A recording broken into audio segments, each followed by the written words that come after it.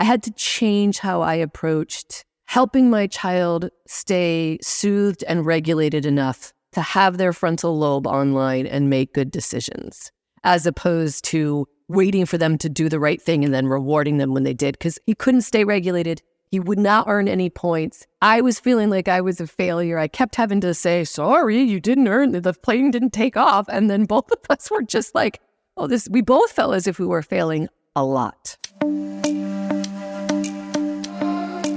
The intersection between neurodivergence, trauma, and adopted and foster families has a lot of overlap.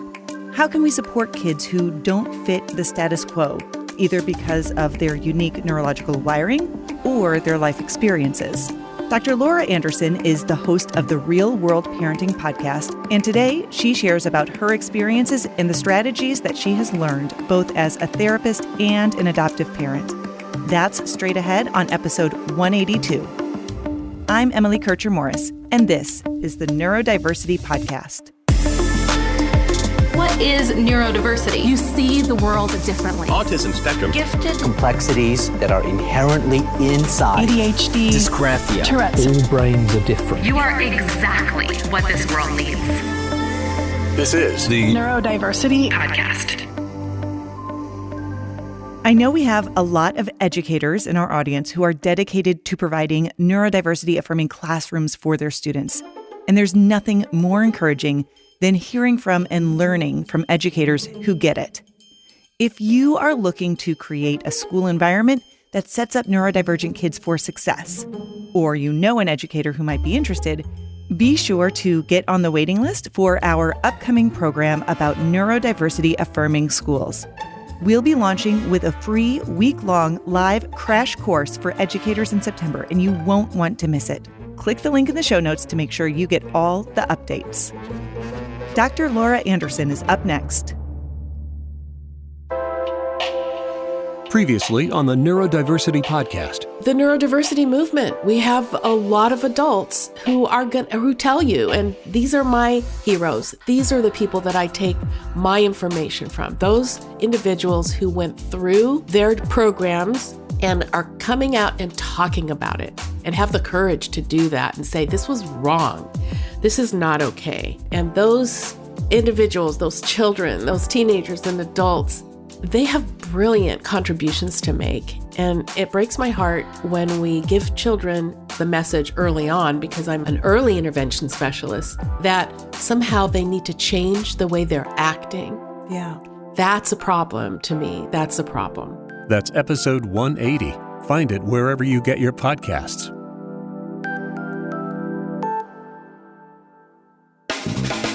You're listening to the Neurodiversity podcast.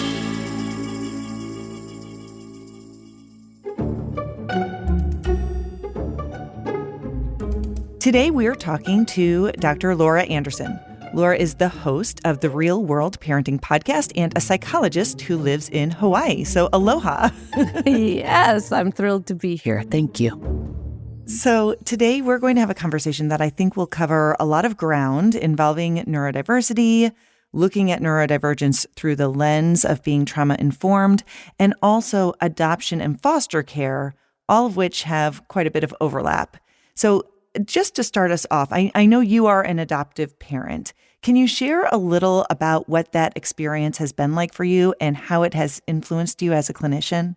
I'm just the luckiest mom, and it has also been super, super humbling. Parenting in general, and I think parenting a kid who in many ways is a different journey than mine, has really just forced me to learn. I've been a practicing child and family psychologist worked with kids and families since the mid-90s, so a little while.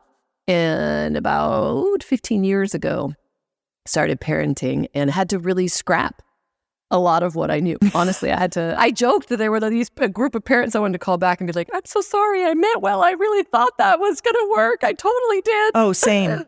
I totally relate. And like, oops, and true, I know I did some good work before I was a parent. I know that, but there were some distinct things. And I talk now about my practice being very much the intersection between my living room couch and my office couch in terms of what I've been lucky enough to learn. So it really changed how I think about kids and families and connection and behavior. And yeah. What were some of the biggest changes that really shifted for you? Can you kind of elaborate on what some of those were? I think the delicate understanding that my child and other children who have had really challenging beginnings for any variety of reasons will be shaped or will be impacted by that for longer than I had maybe thought initially, and that they're not broken. So that's why I mean delicate. Like, it's been this really important balance, I think, for me to hold and for parents to hold. The reality of the impacts of some of the earliest attachment pieces and maternal health pieces, and how those shape regulation, being able to control your feelings, being able to control, and like, so recognize that there are these big, powerful forces that contributed to behavior in my house that didn't make a lot of sense. And so wrap my mind around the fact that there are things I was going to have to do differently to teach my child and to stay connected to my child and to have us both feel successful, but also then not have that be in some way like there's brain damage or he's forever, impaired. It's like, how do I recognize the enormity of the impact without approaching my child as if they're impaired? Mm-hmm. Does that make sense when I say it that way? Absolutely. I mean, I think that's a real framework that we consider when we just talk about all types of neurodivergence. It's not something that is wrong with somebody or something that is broken, but we also recognize that there are supports and different techniques or strategies that might be useful. And it sounds like that's what you're kind of really realizing. I had to scrap, like little things like, there is a graveyard of attempted behavioral points plans with my child when he was in preschool. And he's delightful. I always try to imagine him sitting right here with me. And when we talk about anything today, one of the key takeaways for adoptive parents, just in general, is to be very mindful is in telling my story, I'm also aware that I'm offering some of his. So what I'm sharing, I would share with him parked right here, is I had star charts, with rocket ships and stars earned to the moon. And he loved airplanes, and I had a runway with all the different colors he could earn until he was taking off, and did all of these really cool, really thoughtful behavioral plans that just led to both of us feeling a lot of failure. Mm-hmm. Like, it didn't work for either of us. So yeah, I just had to change how I was thinking about what would teach and what would shape behavior and what would teach my child and what was most important for him to learn. Yeah. It became obvious that there was more, we had to do more work on sort of sensory and feelings regulation than some of the other more, like, will follow my directions mm-hmm. and that kind of stuff. So, yeah. Tell me more about the star charts and the point systems and everything, because that's definitely a soapbox that I like to get on. But like, why didn't they work? And then what did you do instead? Yeah, they did not work because, and I see this with a lot of kids, the way that I think about it is if you've experienced significant stress through attachment loss, trauma, if there's, speaking sort of in too much of an oversimplified fashion, if there's been a ton of cortisol, if there's been a ton of impact that shaped brain development and a sense of safety in the world, then my experience is that kids live in fight or flight. They live hovering at the point of almost flipping their lid, like Dan Siegel. Mm-hmm. Dan Siegel's work, if your listeners don't know Dan Siegel, I hope they will do a little bit of research about the whole brain child and flipping the lid. And so what would happen is when my child knew they could either earn a good thing or not earn a good thing, they got so stressed out about whether or not they were going to earn this good thing that they dysregulated. And then they couldn't make any decisions because once they're, this is very brain sciencey. And when I first was learning about the brain science, I rolled my eyes and I was like, oh, so reductionist. I'm a humanist who thinks in systems and cultures and like, I don't want to talk about people's brains. Like, yuck, that's so mechanical. And yet 25 years into this work, And that's one of the big things that I have learned on this journey as an adoptive parent. Understanding the brain science can be critical in changing how you approach behavior. And so when my child would get really stressed out, he would get more stressed out faster. And then the frontal lobe, planning, anticipation, time management, impulse control, all that is the highest order part of our thinking. It's the last stuff that develops, and it develops more slowly than other things. And so when kids flip their lids, when they go into fight or flight, when they're stressed out and you can't anticipate, control your impulses, reason, that's exactly what you have to be able to do with a points plan. With a points plan, you have to go, oh, if I want this thing in the future to happen, I better control my impulses, because the reasonable thing to do is not do more of this because bad things happen. And that's the stuff that's offline. Mm-hmm. When you have a kid who doesn't regulate their feelings and emotions, or their lizard brain, their protective brain leads, my kid would just get freaked out about the fact that he wasn't going to get a reward if he didn't do this thing. And then we were already in a fight about why he would. I mean, even as a 3 or 4 year old, he was already negotiating and he was mad that this was maybe going to be taken. And I'm like, wait, if you just do the thing, it won't be taken. And it was like, that was too immediate. I use an example, for instance, of, this is just a really simple example, but I started saying things like, okay, hey, I've got to get through Target. And this is with a preschooler. I've got to get through Target. If we can get through Target, safe hands and feet and listening ears on, then we can hit Dairy Queen on the way home. And then he was gone. No, I want Dairy Queen. Nah, what if I don't get the Dairy Queen? And I'm like, oh my gosh. And so finally I just learned, you know what? Stop at Dairy Queen on the way to Target, and then he happily licks the cool ice cream cone through Target, because he was a real sensory kid. He liked oral stuff, and so like he's chewing on the cone. I'm like, then we have ice cream and a nice trip through Target. But according to behavioral theory, that was backwards.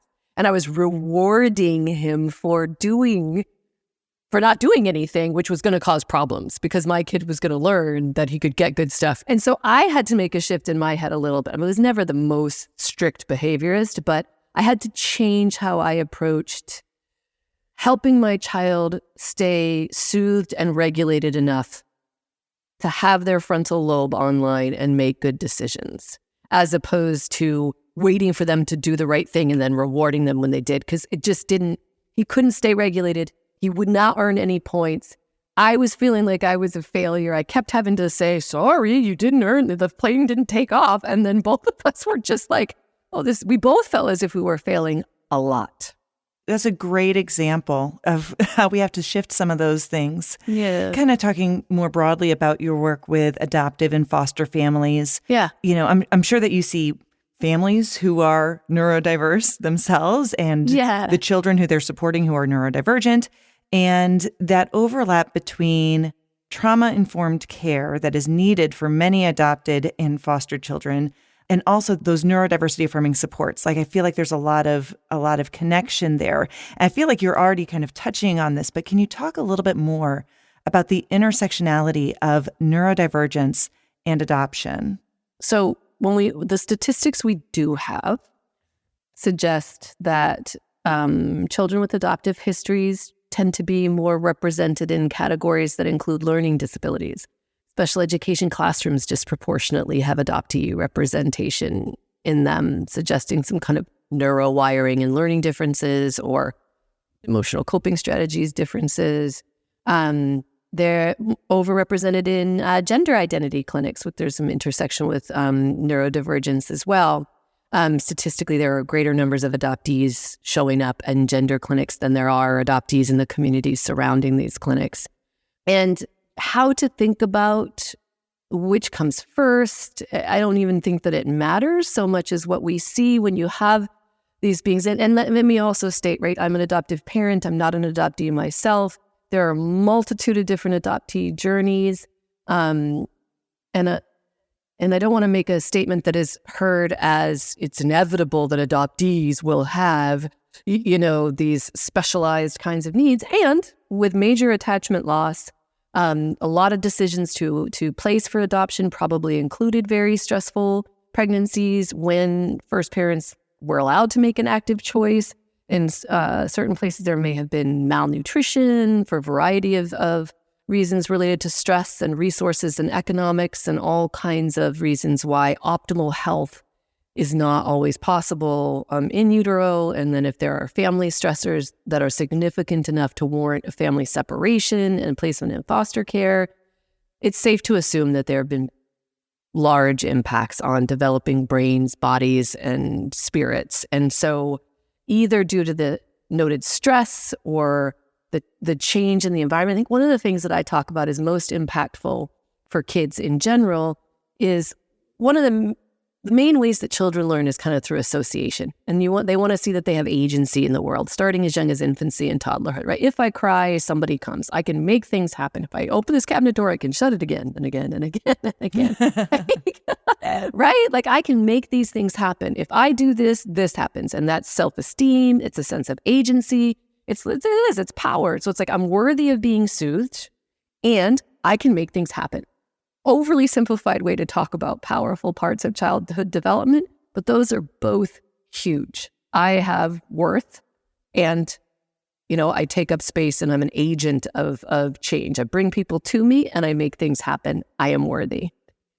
When you're in a home that is facing countless stressors and has system involvement and there's abuse and there's neglect, again, people are doing the best they can with what they were given. But when this is happening, kids don't get soothed consistently and they don't make stuff happen. The world is very unpredictable. The same exact behaviors on different days can lead to very different parent availability and parent responses aside, marked violence aside. So very often those regulatory systems, right? Like if you just think about soothing, babies are basically little need machines. They get uncomfortable and it's a caretaker's job to figure out what to do to make them comfortable with the hope that eventually they learn what will help for them, themselves be able to soothe and their body physiologically learns to go in and out of. This is a calm state. This is homeostasis. I feel good to, no, I'm uncomfortable. Okay, here we're swinging back into better now because I was fed or I was burped or I was held.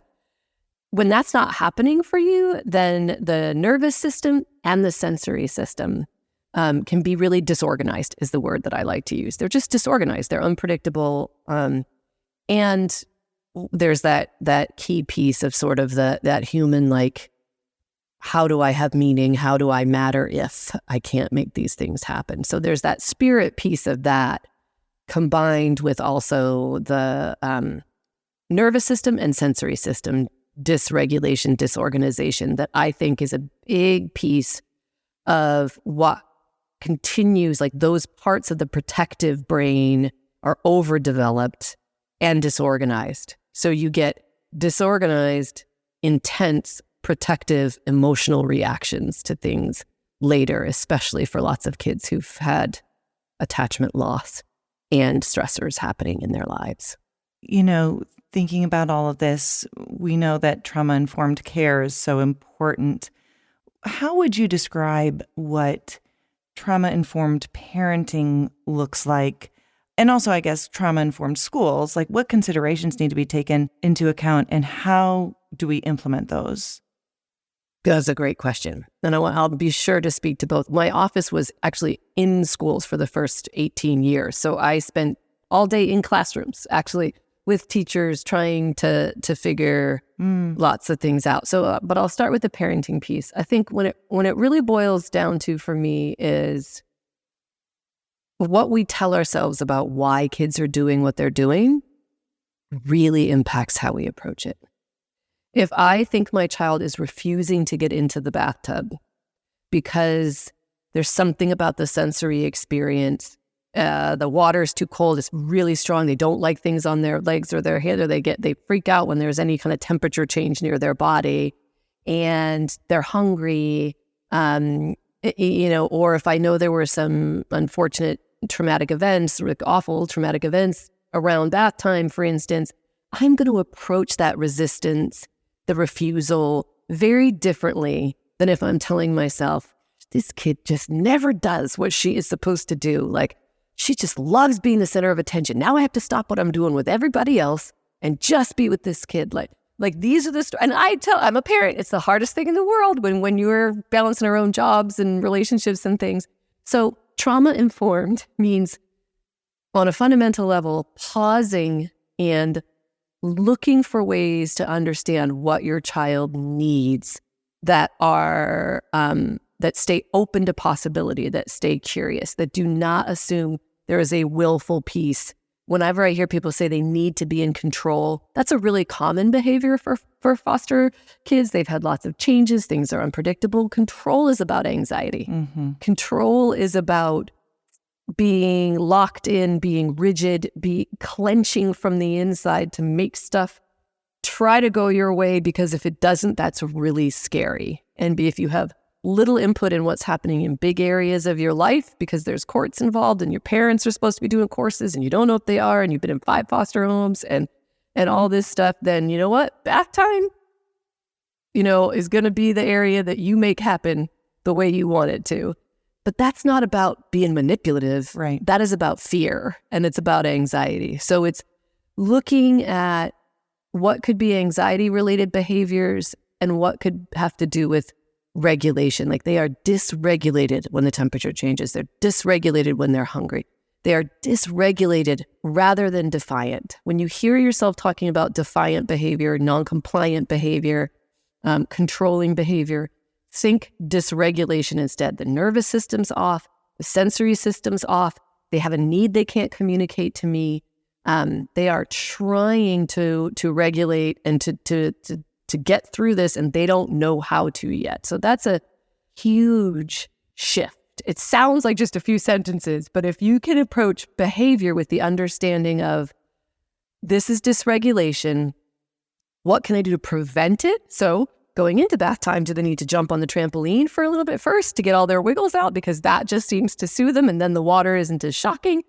Do they need snuggle time first with a book so we feel connected and then we go to the water? Can they color with crayons on the side of the tub even though it takes longer but gets us through it? Like thinking creatively about what's going to help your child regulate during these tricky times is super trauma informed. So it's, to me, I think about it as the process of staying curious and trying to imagine how what you're seeing is sensory and nervous system related, not willful behavioral challenge related. And then the whole way you approach their behavior brings a different energy and also allows you to stay connected more than compliant. I think our default sometimes is sort of raising good kids, quote unquote, I'm air quoting for those of you who can't see, raising good kids and being good parents is having compliant, polite kids. and I'm like, that is overrated in a whole lot of ways. I mean, it doesn't mean that I'm all about mayhem. I think sometimes when people first hear me talk, they're like, oh, great, this is another therapist telling me to give my kid whatever they want. I'm like, no, I promise.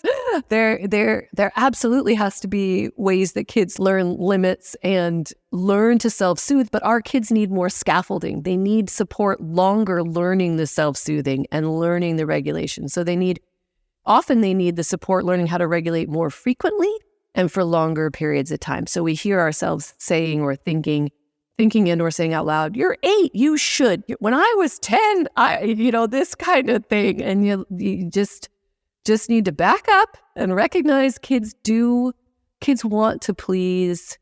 If they're in multiple foster care situations, they want to trust before they please a lot of the time. But ultimately, they're going to do the best they can with what they're given. And I now recognize the other key piece of trauma-informed parenting that I think about is that connection is more important than compliance.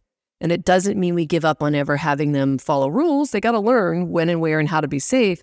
But that soothing connection piece needs to be first, or you're not going to be dealing with the part of their brain that can reason and understand the consequences and generalize the behavior for later. Yeah. I think one of the things that really stood out to me as you're talking is about the anxiety piece and the control. One of the main influences that causes anxiety is uncertainty about something. whatever it might be. So when you think about control, it's just a way of like, I need something I can be certain about. I need to know what I can expect. I need to know what's going to happen next. And that is comforting.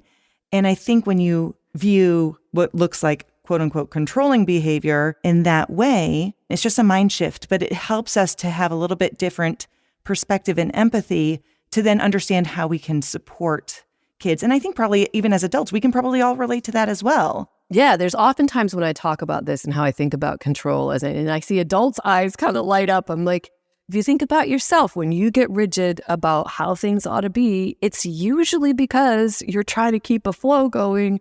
Other things you're not able to manage on your own. There's too many other people involved. But this bedtime routine, like you are nailing it so that you can have your mom time. And you are going to get through it quickly because boy, do you need a little bit of time to do whatever it is you do. Like you're on a mission.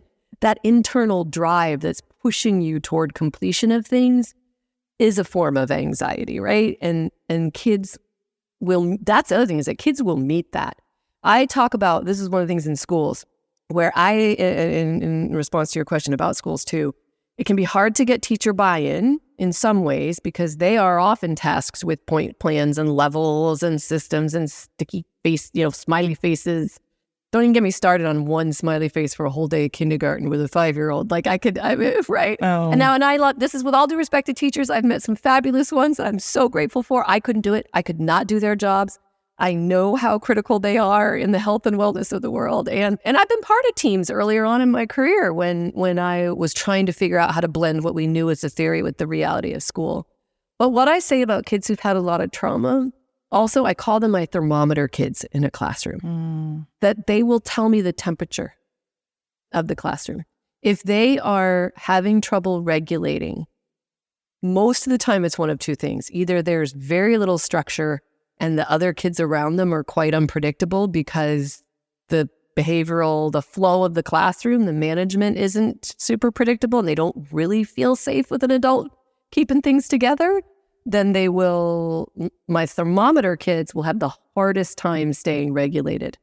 Otherwise, if they have a teacher who's really rigid and really clenching down and their anxiety about what should be happening in their classroom that isn't, our kids read that. They just read it. And it's the same with us where, they echo our inner clench is what I say. I call it my inner clench. When I'm inside like I gotta get this done. Like I have to write a report. You need to be in bed. Anytime my teeth are gritted like that, then our kids mirror that. They just sense it. That's a sensory thing. It's also an adaptive thing. If you're a kid who has been through a lot of trauma and you've been through a lot of relational arguing and abuse and domestic violence, as many of our kids in the foster care system have been, it's really adaptive for them to notice when adults around them are starting to ratchet up. It's very protective.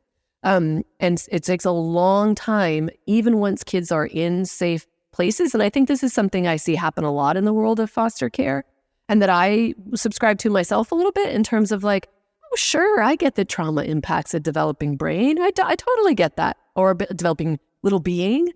But once they're in my house for 6 months, once they're in my, 6 months or a year, once they see that we're safe, once they know that we're not going to hurt them, then it's like this hump we imagine people getting over, and then it'll be smooth sailing and it'll go right back to kind of super typical parenting.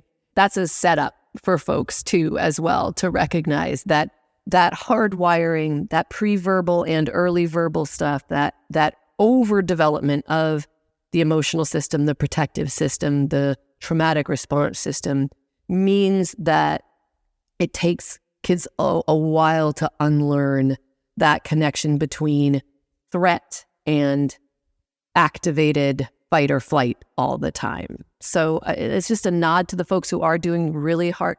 Foster parents and teachers are two of the groups of folks that I have the most respect for in the world, and I'm so grateful for all that they do. And that story that, a good couple of months of trust and kind people is going to retrain all of that early stuff. Just, we need to give ourselves all a little grace in that. It takes longer, and that's okay. And there are beautiful things that will happen in the process.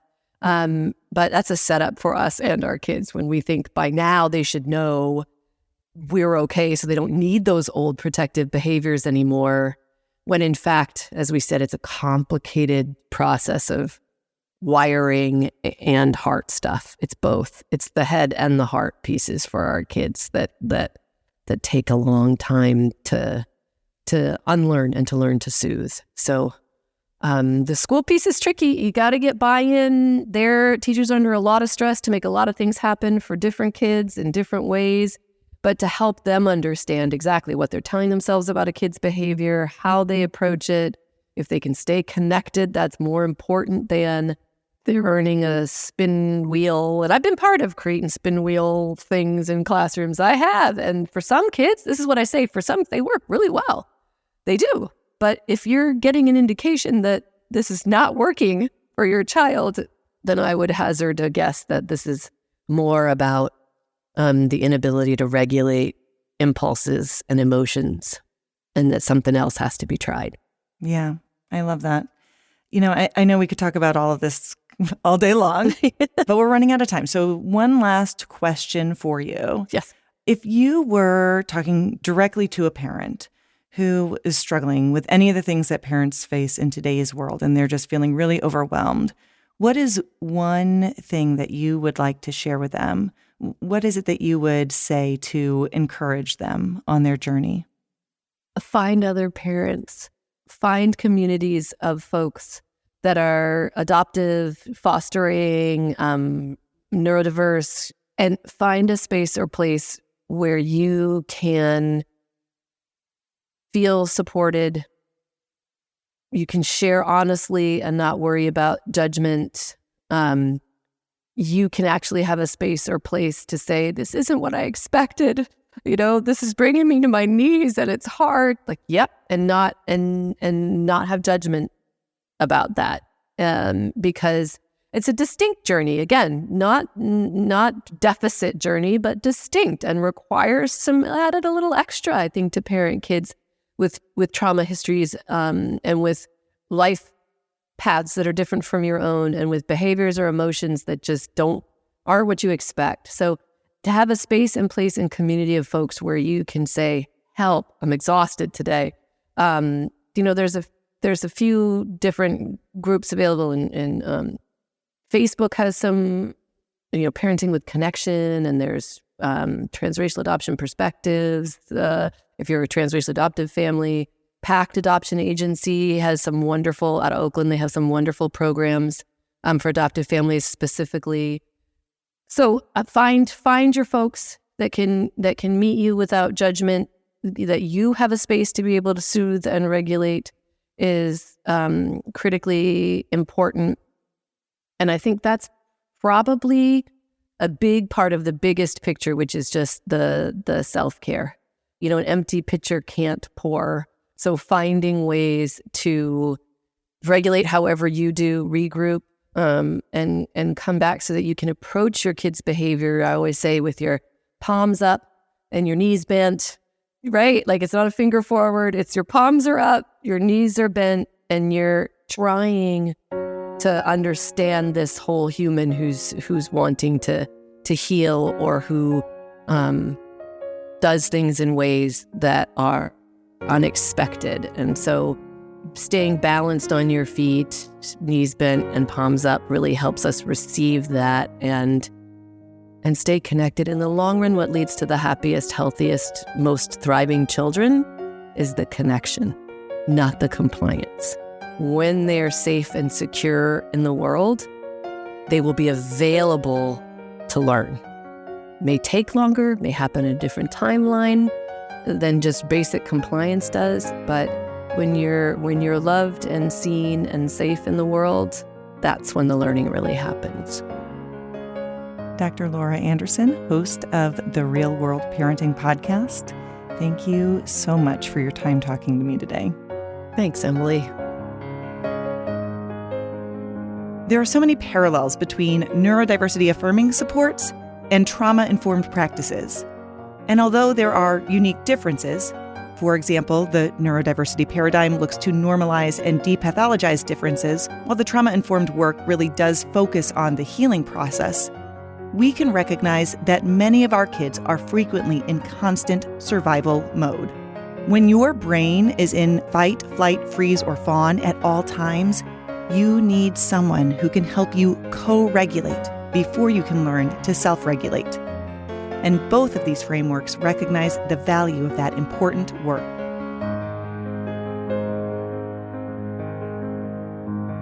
I'm Emily Kircher-Morris. I'll see you next time on the Neurodiversity Podcast.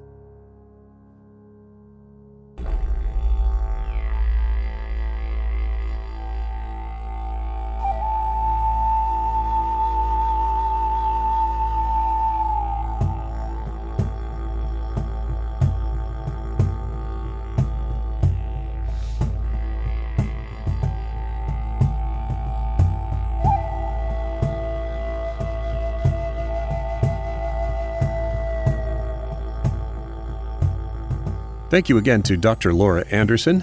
I think you'll enjoy the Real World Parenting podcast she hosts. Find a link to it in this episode's show notes. Don't forget the free crash course we're doing for educators in September on developing a neurodiversity affirming atmosphere at your school. There is a link in the show notes to get updates and to take part. Once again, that's coming up in September. Our host is Emily Kircher-Morris. Our office manager and social media director is Krista Brown. I'm the executive producer, Dave Morris. For all of us here, thank you for listening, and we will see you next time.